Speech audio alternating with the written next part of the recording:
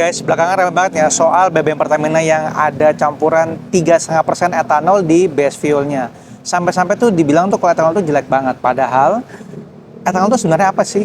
Etanol itu sebenarnya adalah zat alkohol yang dibuat dari bahan alami ya, seperti tebu, singkong, atau jagung. Jadi ada campuran di bensin, jadi nggak pure benar-benar murni bensin.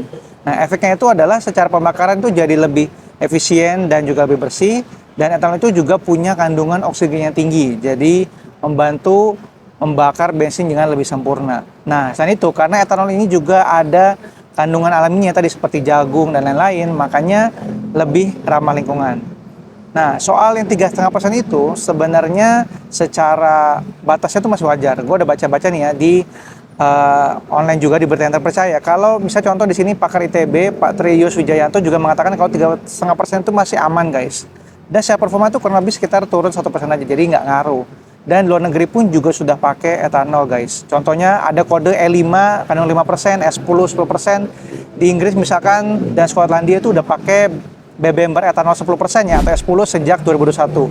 Di Amerika dan Brasil juga sudah pakai yang S10, bahkan mau naik lagi ke E20 maupun yang lebih tinggi lagi kandungan etanolnya. Dan di Indonesia pun juga sudah ada, guys, etanol dalam bensin, contohnya di Pertamax Green 95 yang sudah punya 5% etanol.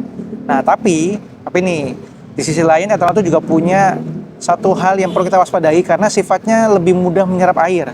Jadi kalau tempat penyimpanan atau sistem pembakaran kita kurang bagus, terutama di kendaraan yang tua, itu bisa berpotensi muncul korosi atau karatan di jangka panjang. Jadi harusnya untuk mesin yang zaman sekarang harusnya udah aman sih, guys. Nah, semoga aja nih, gue berharap pemerintah bisa kasih edukasi yang lebih detail dan tentu saja mulai dipahami tentang dampak dari etanol itu seperti apa dan bagaimana penggunaannya dan dampaknya terhadap lingkungan.